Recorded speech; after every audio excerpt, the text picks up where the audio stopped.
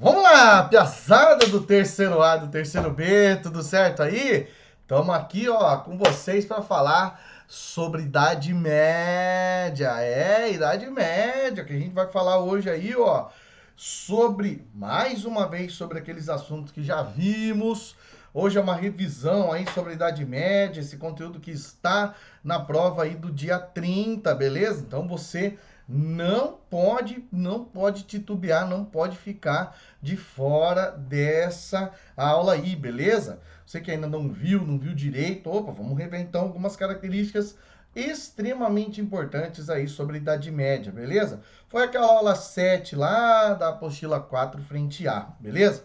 Tô até usando aqui, ó, dei um print naquele quadro que eu fiz lá para vocês, lá naquela aula, a gente falou então sobre a formação do feudalismo. Então, inicialmente, nós temos aí essa parte da formação do feudalismo, que começa já a acontecer aí nesse processo de transição da Idade Antiga para a Idade medieval, com o fim da queda de Roma, com a queda de Roma, melhor dizendo, onde a gente vê aí algumas características muito importantes, já antecedendo aí o ano de 476, que é o processo de ruralização do Império Romano, é a fragmentação do poder central, que vai acabar acontecendo ao longo do século 4, 5, a privatização da defesa, clericalização da sociedade, que vai acabar criando, inclusive tem essa seta aqui, ó, criando essa mudança de mentalidade, relações de dependência, que é o que acabam caracterizando e muito essa sociedade feudal, certo? A economia da Idade Média, a economia feudal é basicamente agrária, durante muito tempo ela acaba deparando-se aí no campo, ela está constantemente no campo, lembrando que muitas técnicas produtivas aí precárias, muitas formas de produzir aí muito precárias, o que vai diminuir consideravelmente a quantidade de produção e é claro, vai dificultar em muito até mesmo a própria sobrevivência, uma das grandiosas características aí da Idade Média, esse sofrimento todo em torno da dificuldade de produção de alimentos. Agora, a partir do século X, aí a coisa é outra, porque aí a gente vê a famosa Revolução Agrícola, que foi um aspecto aí extremamente importante para o desenvolvimento da agricultura, ainda, claro, dentro da sociedade.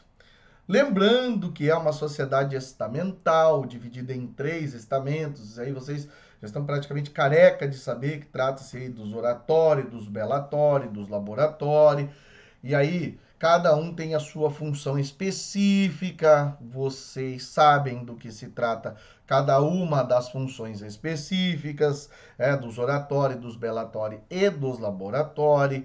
Entre as obrigações que nós temos aí, corvéia, aquela obrigação em relação ao trabalho compulsório, a talha, uma taxa também aí, pelo direito de uso aí das terras na Idade Média, as banalidades que também acabam sendo conhecidas assim porque passam a determinar taxas banais, como o próprio nome diz, taxas de banalidades, a mão morta, que é o direito que a pessoa paga para continuar sendo servo, e a formariagem, que é aquela taxa quando o cara vai se casar. Pô, até para casar tem que pagar taxa. Pois é.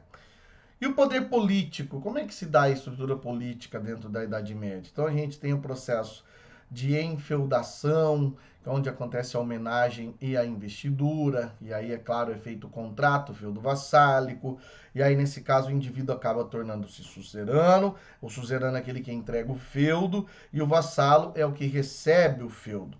Também tínhamos aí, ó, galera, também temos toda essa parte referente aí a igreja medieval, que é muitíssimo importante, que é bastante importante essa parte aí da igreja medieval em relação ao seu poder, em relação àquilo que ela vai acabar considerando como heresia, a organização da igreja em relação ao clero secular, clero regular, as ordens mendicantes, franciscanos, valdenses, cátaros, o que a igreja vai fazer para combater a heresia, e os cismas, o cisma do Oriente de 1054, aquele que vai criar duas igrejas, e o cisma do Ocidente, que aconteceu aí entre 1309 e 1377, quando então o rei Filipe o Belo determinou que a cidade de Avignon, na França, se tornasse a nova sede da Igreja Católica. Falamos também aí nessa Idade Média sobre a parte da cultura, né? Que é muito importante essa parte da cultura, é bastante importante aí entender a cultura medieval, que é na verdade uma síntese de elementos greco-romanos, cristãos e germânicos. Temos aí a literatura, né, fazendo parte da cultura medieval. Temos também outros destaques em relação à arquitetura, e onde a gente tem o românico e o gótico, onde você percebe aí a arquitetura românica, não é romântica, tá? Porque vem da Roma Antiga. As famosas fortalezas de Deus, paredes espessas, quase não tem janelas, né? Tem aqui pequenas entradas de luz que, de certa maneira, caracterizam-se como fortalezas mesmo. E no caso do gótico, quanto mais alto, mais perto de Deus. Essa catedral aqui a gente já viu na aula, né? Já passei esse exemplo para vocês aí, dessa catedral aí em uma cidade italiana. Olha a imponência. Também é importante lembrar aí que na Idade Média essa parte cultural tem a música, mas principalmente tem as ciências. Principalmente, é claro, com a ideia do surgimento das universidades, que acontece como uma consequência a posteriori em relação às cruzadas. Foi depois das cruzadas que surgem aí as universidades, com o objetivo, é claro, de instruir as pessoas, com um objetivo muito prático de dar essa instrução para as pessoas, já que no mundo oriental as pessoas são instruídas, por que aqui no mundo ocidental não são? Então vamos também trabalhar aí com as famosas artes liberais, certo?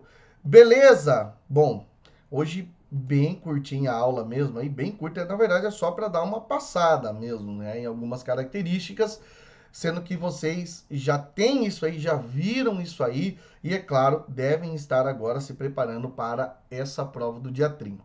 Qualquer dúvida, chama lá, beleza? Continuem firme, respondam exercícios aí que tem na apostila, beleza? Sobre essa aula, e na dúvida chama. É nóis, um abraço, um beijo, tudo de bom.